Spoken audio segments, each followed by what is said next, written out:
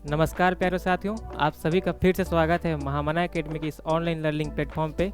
तो आप लोगों ने पिछले 2 वीडियो में पढ़ा है कि पार्टनरशिप का फंडामेंटल्स। उसमें हम लोगों ने पढ़ा है कि पार्टनरशिप का बेसिक मीनिंग क्या है, पार्टनरशिप में उसके राइट्स क्या होते हैं, पार्टनरशिप डीड कैसे बनते हैं। उसके बाद हम लोगों ने आपको सेकेंड लेक्चर में पढ़ाया भैया कि profit and loss account, profit and loss appropriation account और बैलेंस शीट, और साथ में पढ़ाया कि पार्टनर्स कैपिटल अकाउंट कैसे बनता है। आज हम लोग इस लेक्चर में पढ़ने वाले हैं कि भैया इंटरेस्ट ऑन ड्राइंग्स और इंटरेस्ट ऑन कैपिटल के बारे में। देखिए, आप लोगों ने कल profit and loss appropriation account पढ़ा, उस पर तो आप लोगों ने शान से लिखा कि भैया जो पार्टनर्स होते हैं उनको इंटरेस्ट ऑन कैपिटल देंगे, उनको इंटरेस्ट ऑन ड्राइंग्स देंगे। लेकिन भैया कितना देना है ये कौन बताएगा? तो आज हम लोग उससे वही सीखने वाले हैं कि भैया कब पार्टनर्स को इंटरेस्ट ऑन ड्राइंग कितना देना है और इंटरेस्ट ऑन कैपिटल कितना देना है। तो आज का हमारा जो टॉपिक होने वाला है वही होने वाला है कि इंटरेस्ट ऑन कैपिटल और इंटरेस्ट ऑन ड्राइंग का कैलकुलेशन सीखने वाले हैं। इन सब से कुछ क्वेश्चन भी बनते हैं, आपके CUET में कुछ क्वेश्चन भी बने हैं, उसको भी हम लोग साथ में देखते हुए चलेंगे। लेकिन सबसे पहले पढ़ेंगे इंटरेस्ट ऑन कैपिटल, कि इंटरेस्ट ऑन कैपिटल कैलकुलेट कैसे करना होता है। देखिए, सबसे पहले आप लोगों को पता है कि भैया interest on capital, interest on capital क्या होता है कि सिंपल सा एक हमारा पार्टनरशिप फर्म है, ये हमारा पार्टनरशिप फर्म है। इस पार्टनरशिप फर्म के कुछ पार्टनर्स हैं। क्या करते हैं, जब ये पार्टनर्स लोग होते हैं इस फर्म में, कुछ हमारे पास कैपिटल इंट्रोड्यूस करेंगे। ये मेनली कैपिटल क्या करता है, बिजनेस को स्मूथली रन करने में, डे टू डे एक्सपेंसेस में, इन सब में इनका इस्तेमाल होता है। तो जितने भी कैपिटल्स होते हैं पार्टनरशिप फर्म, हम लोग क्या करते हैं as an accounting point of view, हमारा पार्टनरशिप फर्म अलग है और हमारे पार्टनर्स अलग हैं। तो भैया जितने भी कैपिटल्स वो लोग इंट्रोड्यूस किए हैं उसके बदले हम लोग क्या देंगे, उनको इंटरेस्ट ऑन कैपिटल देंगे। इन कैपिटल पे उनको क्या देना है, इंटरेस्ट देना है। तो कितना देना है, कब देना है और कब नहीं देना है, ये कैसे डिसाइड करना है, उसको हम लोग पढ़ने वाले हैं आज, इंटरेस्ट ऑन कैपिटल का कैलकुलेशन। तो देखिए, इंटरेस्ट ऑन कैपिटल का कैलकुलेशन कैसे होता है।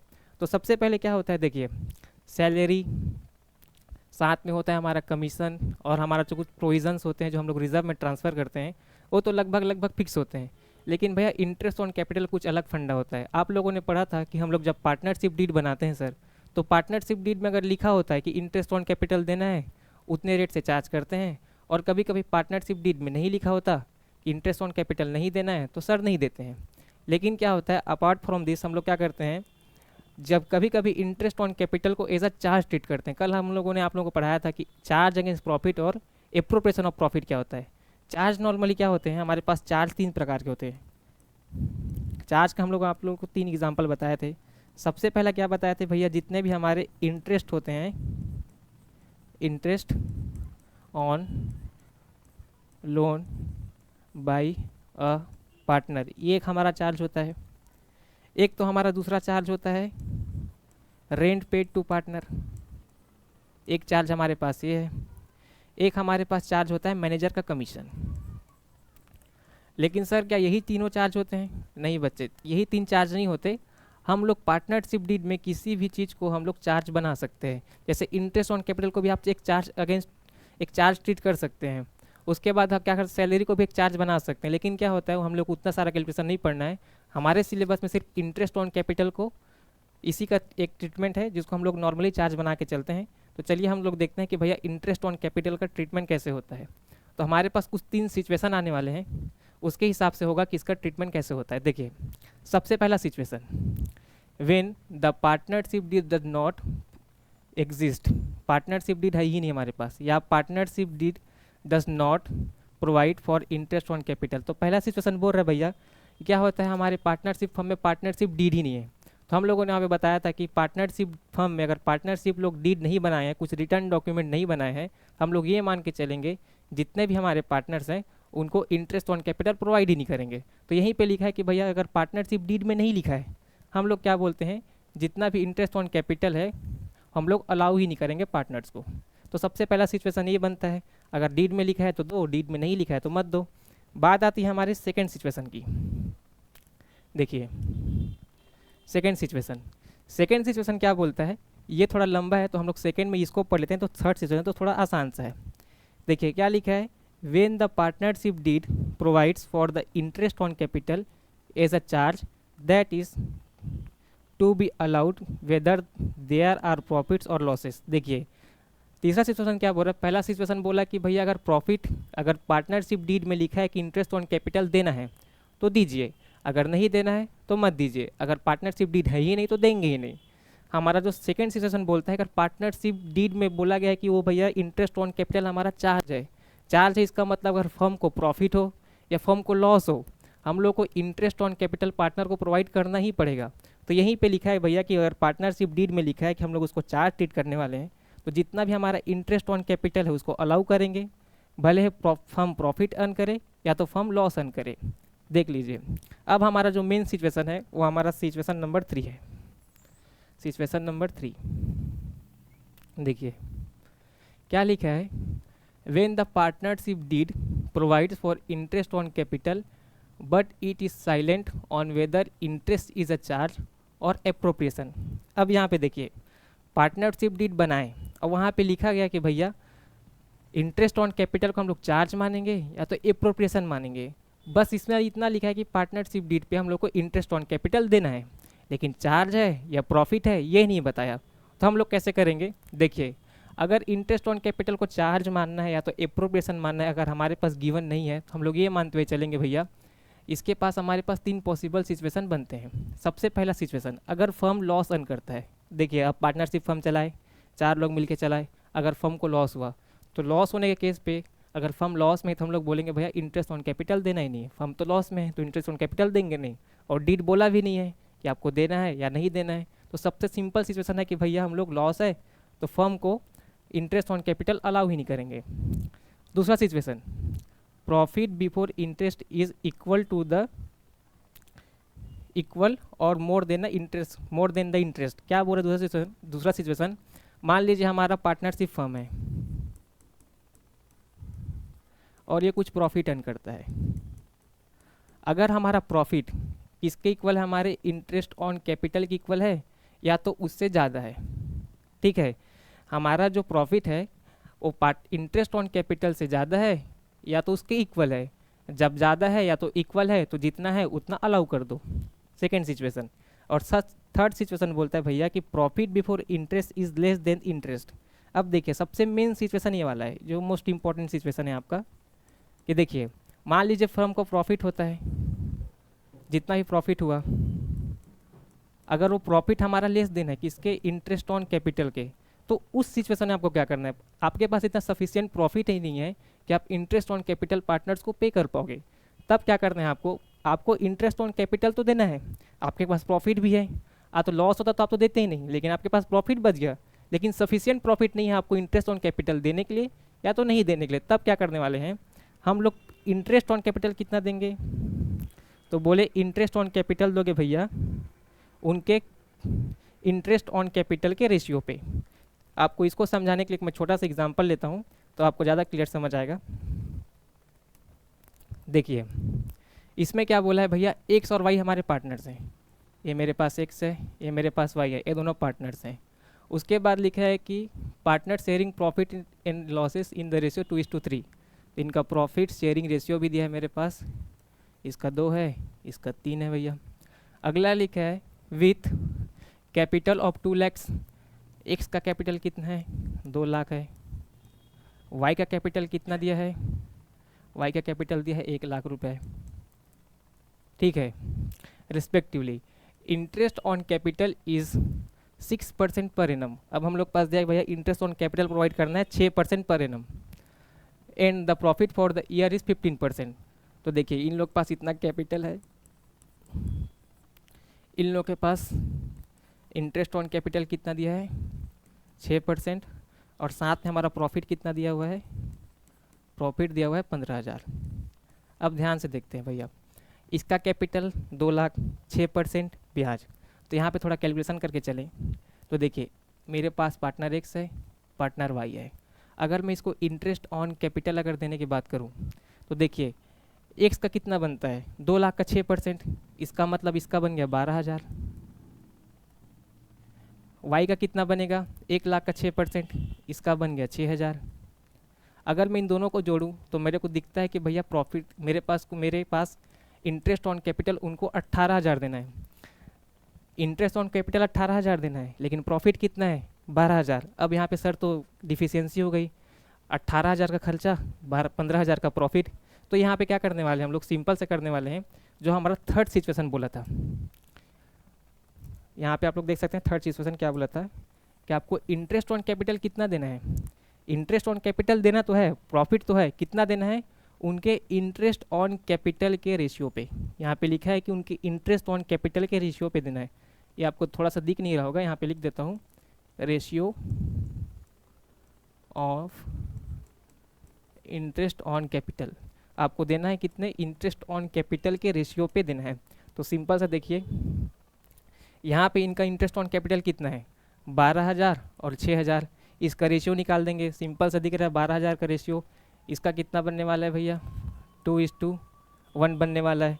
तो जो हमारा प्रॉफिट बचा है ये वाला 15,000 का जो प्रॉफिट है उसको इंटरेस्ट ऑन कैपिटल कितना देंगे, interest on capital of x, इसको कितना मिलेगा, जो मेरे पास 15,000 है उसका 2/3 मिलेगा, और interest on capital of Y कितना मिलेगा भैया, जो मेरे पास 15,000 है उसका 1/3 मिलेगा इसको।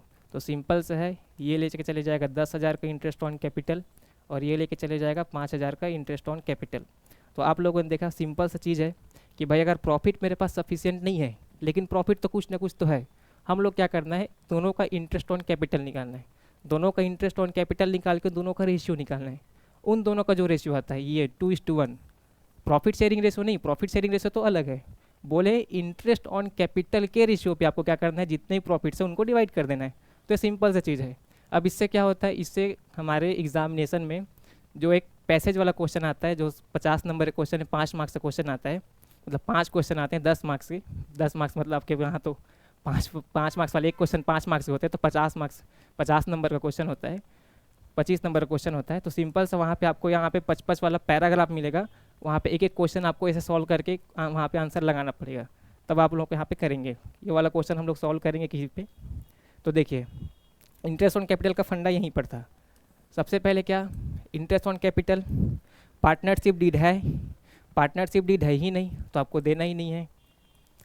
उसके बाद क्या पढ़े, जब हमारा सेकेंड थर्ड सिचुएशन बोले कि भैया इंटरेस्ट ऑन कैपिटल अगर चार्ज है तो प्रॉफिट हो या लॉस हो आपको इंटरेस्ट ऑन कैपिटल देना है।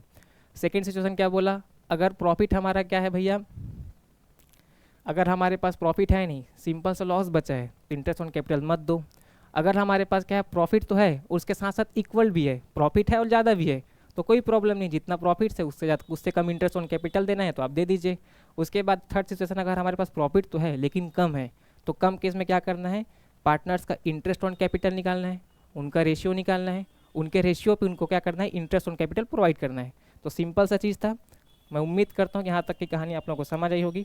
अब पढ़ने वाले हैं इंटरेस्ट ऑन ड्राइंग्स। देखिए आप लोगों को हमेशा लगता होगा भैया ड्राइंग्स क्या होता है, ड्राइंग्स मतलब सिंपल से ये लगता होगा आप लोगों की भैया पार्टनर्स क्या करते हैं अपने फर्म में पैसा डालते हैं, उस कैपिटल से क्या करेंगे कुछ कुछ पैसा जितना चाहे उतना घर ले जा सकते हैं। ऐसा नहीं है बच्चे, क्या होता है जितना भी कैपिटल पार्टनर्स अगर इंट्रोड्यूस करते हैं, देखिए सिंपल से यहाँ पे एक बना के चलते हैं। मान लीजिए हमारे पास एक फर्म है, ठीक है, ये हमारे सारे पार्टनर्स होते हैं।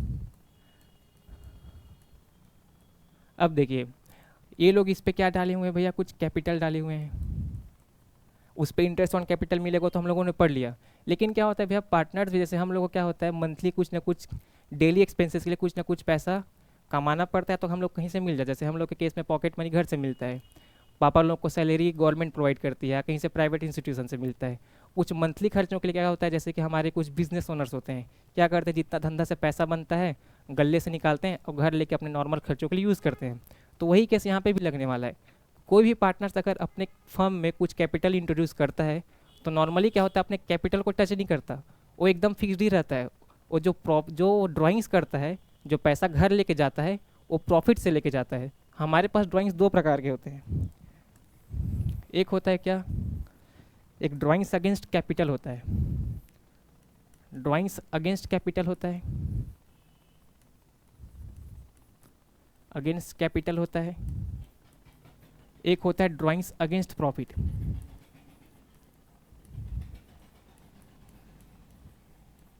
देखिए अगर आपका कैपिटल है, ठीक है, आपका कैपिटल है, आप कितना पैसा ले जा सकते हो, उस पर इंट्रोड्यूस कर सकते हो, आपकी मर्जी। इस पे फर्म आपको कुछ बोलने वाला तो नहीं है।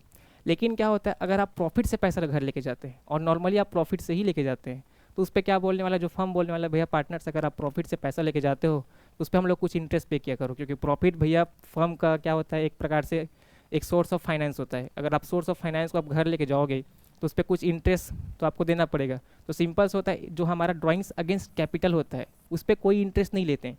लेकिन हम अगर प्रॉफिट से, अगर हम लोग क्या करेंगे, अगर हम लोग प्रॉफिट से हमारा अगर ड्राइंग्स करते हैं तो हम लोग क्या करना पड़ेगा, इंटरेस्ट भरना पड़ेगा। अब देखिए, आप लोगों को लगता होगा जो ड्राइंग्स होता है वो प्रॉफिट से निकाला है तब ड्राइंग्स बोलते हैं, जब कैपिटल से जब हम लोग निकालते हैं उसको विड्रॉल्स बोलते हैं। ठीक है बच्चे, तो आपको ध्यान रखना है कि जो हम लोग ड्राइंग्स कैपिटल से लेके जाते हैं उसको विड्रॉल्स बोलते हैं, जो प्रॉफिट से लेके जाते हैं उसको ड्राइंग्स बोला जाता है। ठीक है, तो देखिए ड्राइंग क्या होता है, नॉर्मली जैसे हम लोग अपने घर से मंथली पैसा मांग लेते हैं, ठीक है, वैसे पार्टनर्स भी अपने घर से क्या करते हैं, रेगुलरली अपने मतलब अपने घर को चलाने के लिए रेगुलरली फर्म से क्या करते हैं, ड्राइंग्स करते हैं। ठीक है, तो देखिए एक हमारे पास इंटरेस्ट ऑन ड्राइंग्स कैलकुलेट करने का क्या होता है, दो मेथड होता है। एक हमारे पास प्रोडक्ट मेथड, एक हमारे पास कौन सा है, average method, average period method. ठीक है, इस साइड पे लिखा हुआ है, एक हमारे पास प्रोडक्ट मेथड है, एक हमारा एवरेज पीरियड मेथड है। क्या होता है, जैसे जब इरेगुलर ड्राइंग होता है, पार्टनर्स कभी निकाला, कभी 1 महीने में निकाला, फिर 4 महीने तक नहीं निकाला, फिर लास्ट के 6 महीने में हर महीने निकाला, तो जो इरेगुलर जो ड्राइंग्स करता है पार्टनर, उसके लिए हमारा प्रोडक्ट मेथड होता है। ये नॉर्मली मेथड आपके 12th के बुक्स में भी नहीं है, मतलब है लेकिन उतना छोटा सा टॉपिक है, नॉर्मली इसको पूछते भी नहीं है।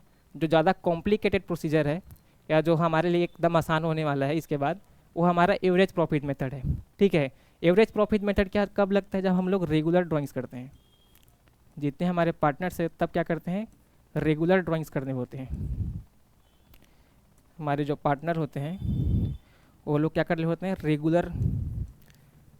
रेगुलर इंटरवल पे क्या करते हैं, ड्राइंग्स करते हैं। ठीक है, जब रेगुलर इंटरवल पे ड्राइंग करेंगे तो हमारे पार्टनर्स को क्या मिलेगा भैया, इंटरेस्ट ऑन ड्राइंग्स पे करना पड़ेगा। ठीक है, तो सिंपल सा लॉजिक हम लोग देखते हुए चलेंगे, एवरेज पीरियड मेथड्स पे हम लोग कैसे इंटरेस्ट ऑन ड्राइंग कैलकुलेट करते हैं। तो देखिए, आपको इंटरेस्ट ऑन ड्राइंग निकालना है, सिंपल सा मतलब जितना टोटल ड्राइंग्स है उस पर रेट निकाल दो भैया, और यहाँ पे लिखा हुआ है एवरेज पीरियड, एवरेज पीरियड से मल्टीप्लाई कर दो, ड्राइंग्स को मल्टीप्लाई कर दो रेट से, उसके बाद उसको मल्टीप्लाई कर दो एवरेज पीरियड से। सर एवरेज पीरियड क्या होता है, तो एवरेज पीरियड निकालने का भैया कुछ फॉर्मूला है हमारे पास, ये एवरेज पीरियड का फॉर्मूला है।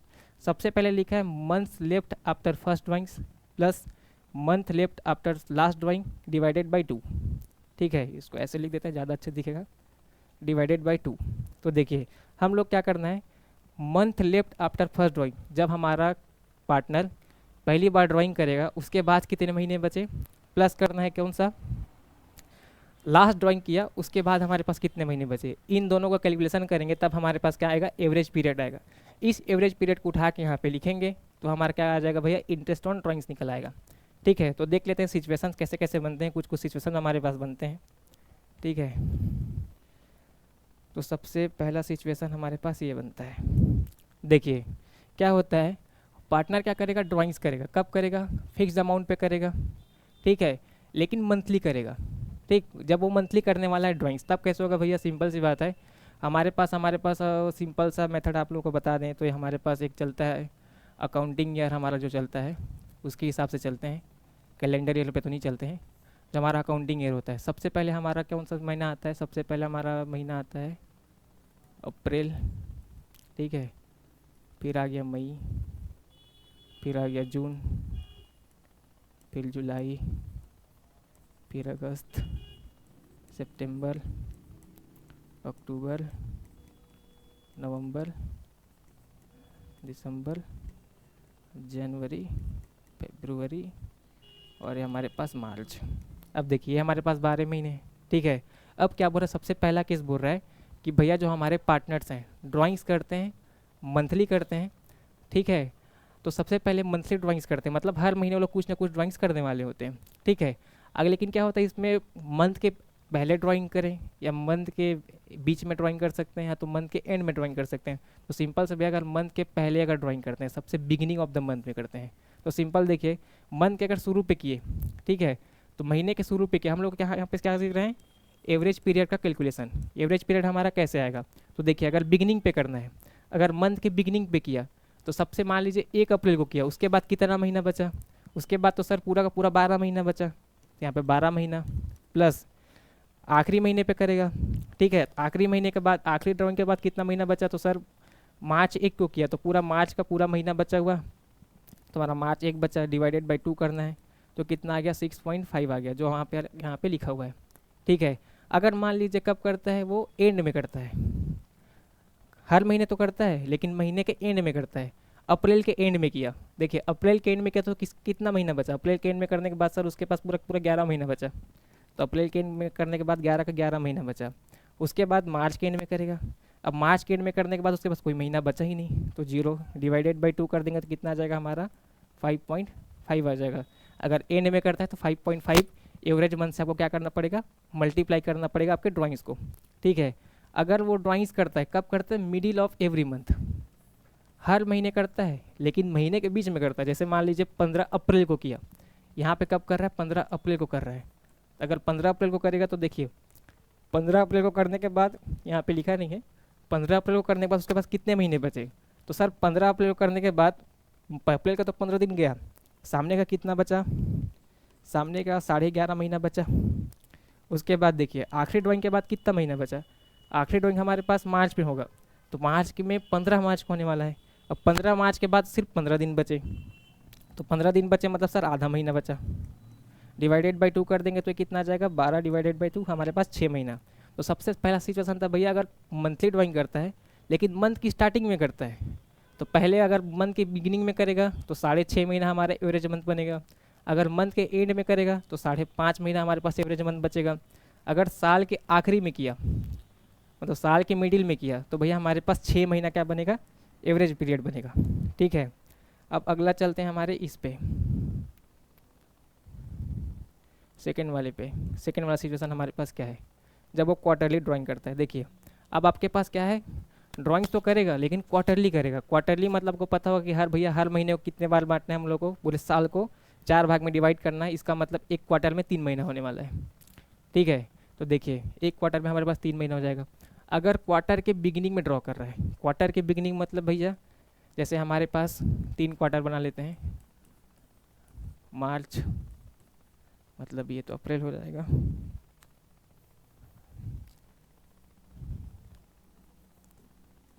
अप्रैल मई और जून, एक क्वार्टर हमारा ये हो गया। एक क्वार्टर बनेगा हमारा जुलाई अगस्त सितंबर का, एक क्वार्टर बनेगा हमारा अक्टूबर नवंबर दिसंबर वाला, एक क्वार्टर बनेगा हमारा जनवरी फरवरी और मार्च वाला। अब देखिए अब क्या बोल रहा है, क्वार्टरली करेगा मतलब इस क्वार्टर में किया एक बार इस क्वार्टर में किया एक बार इस क्वार्टर में एक बार इस क्वार्टर में करेगा। ठीक है, तो क्वार्टरली करेगा लेकिन बिगिनिंग ऑफ ईच क्वार्टर, जब क्वार्टर शुरू हुआ तब करेगा, मतलब अप्रैल के शुरू में करेगा, जुलाई के शुरू में करेगा, अक्टूबर के शुरू में करेगा, जनवरी के शुरू में करेगा ड्राइंग्स।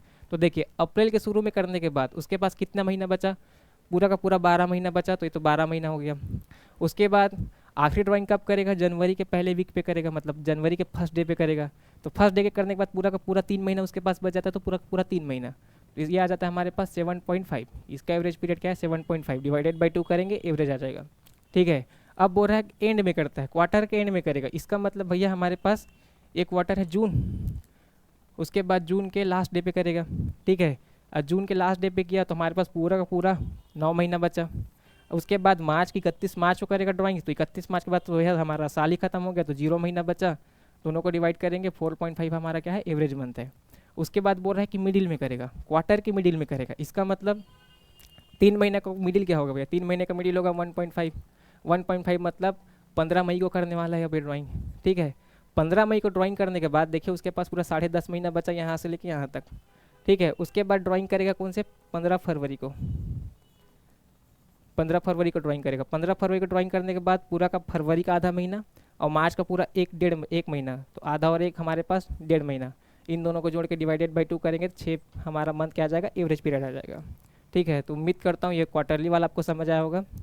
उसके बाद हमारे पास कौन सा है, उसके बाद हमारे पास क्या है, जब हम लोग ड्राइंग करते हैं ड्यूरिंग 6 मंथ, इसका मतलब सर ड्यूरिंग 6 मंथ मतलब क्या होता है बच्चे, साल में पूरे 12 महीने, 12 महीने में से कुछ 6 महीने ऊपर के वो क्या करने वाला है, ड्राइंग्स करने वाला है। ऊपर के बस 6 महीने ड्राइंग्स करेगा, लास्ट के 6 महीने ड्राइंग्स नहीं करेगा। तो देखिए अगर बिगिनिंग ऑफ ईच मंथ करता है, 6 महीने मतलब कौन से हो गए हमारे पास भैया, हमारे पास अप्रैल हो गया, हमारे पास मई हो गया, जून हो गया, जुलाई हो गया, अगस्त हो गया, ठीक है, और हमारे पास सितंबर हो गया। देखिए ये हमारे पास 6 महीने हो गए, ठीक है। अब बिगिनिंग ऑफ ईच मंथ, साल के मतलब महीने के बिगिनिंग पे किया, मतलब 1 अप्रैल को किया, 1 अप्रैल को ड्राइंग्स करने के बाद कितना बचेगा भैया, 1 अप्रैल को ड्राइंग करने के बाद पूरे के पूरे 6 महीना बच गए, प्लस आखिरी ड्राइंग कब करेगा, सितंबर में करेगा। सितंबर में ड्राइंग करने के बाद आपको सितंबर के बाद का महीना नहीं लेना है, क्यों नहीं लेना है, बोला है ड्यूरिंग 6 मंथ, मतलब इसी 6 महीने में आपको एवरेज पीरियड निकालना पड़ेगा। तो सितंबर में 1 सितंबर को ड्राइंग्स करने के बाद पूरा का पूरा सितंबर बचा, तो उसके पास पूरा का पूरा 1 महीना बचा, इसको प्लस करके इसका एवरेज निकाल देंगे तो इसे आ जाएगा 3.5। तो यहाँ पे लिखा है 3.5 एवरेज मंथ, ठीक है। यहाँ फार्मूला पूरा साथ लिखा है भैया, total drawing multiply by rate average period divided by 12, ठीक है। उसके बाद बोल रहा है कि भैया मिडिल ऑफ ईच मंथ करेगा, मतलब बीच में निकालेगा, मतलब 15 अप्रैल को निकाला, 15 सितंबर को निकालेगा। उसके बाद देखिए 15 अप्रैल को निकाला, तो 15 अप्रैल हमारा कौन सा हो जाएगा, 15 अप्रैल पहला ड्राइंग हो जाएगा, 15 पहला ड्राइंग मतलब बस। उसके बाद पूरा का पूरा 5.5 महीना बचा, ठीक है। 15 सितंबर के बाद और कितना दिन बचा, 0.5 बचा, ठीक है। 2 कर देंगे आ जाएगा हमारा 3 एवरेज पीरियड, ठीक है।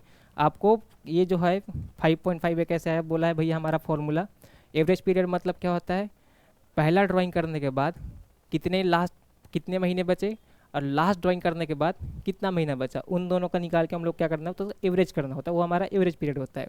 उसके बाद लिखा है एंड ऑफ ईच मंथ, अब महीने महीने के एंड पे करेगा। अप्रैल के एंड पे किया, तो अप्रैल के एंड में करने के बाद पूरे के पूरे कितने महीने बचे, 5 महीना। उसके बाद सितंबर के एंड में करेगा, उसके बाद तो कुछ महीना बचा ही नहीं सर, सितंबर तक तो आखिरी करना था, तो डिवाइडेड बाई 2 कर दे तो आएगा 2.5।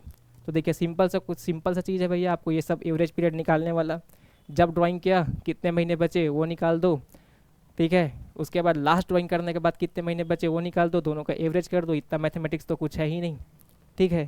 तो ये हमारे पास क्या होता है, इंटरेस्ट ऑन ड्राइंग कैलकुलेट करने का कुछ फॉर्मूला होता है। अब देखिए अब सीधे सीधे क्वेश्चन पे आते हैं, जैसे हम लोग करते हैं कि भैया जितने कॉन्सेप्ट पढ़ रहे होते हैं उसके बाद हम लोग कुछ क्वेश्चंस करते हैं जो एनटीए पूछा हुआ होता है। तो देखिए सीधे सीधे क्वेश्चन दिखाते हैं आपको, ये क्वेश्चन उसी से रिलेटेड है।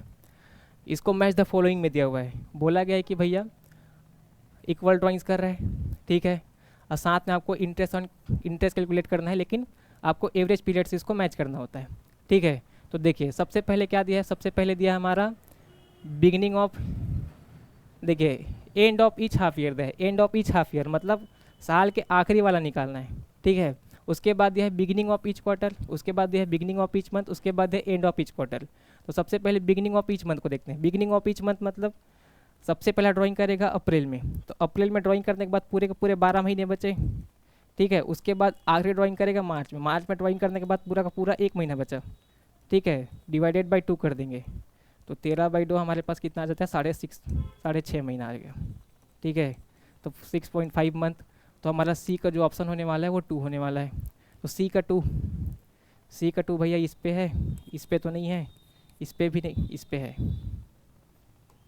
इस पे है, ठीक है। तो हमारे पास कौन सा ऑप्शन कट गया, सी का 2, एक ऑप्शन, ये थर्ड वाला ऑप्शन कट गया। अब देखिए हमारे पास 2 ऑप्शन बचे। अब देखिए अब बोला है भैया क्वार्टर के एंड वाला देख लेते हैं, ठीक है।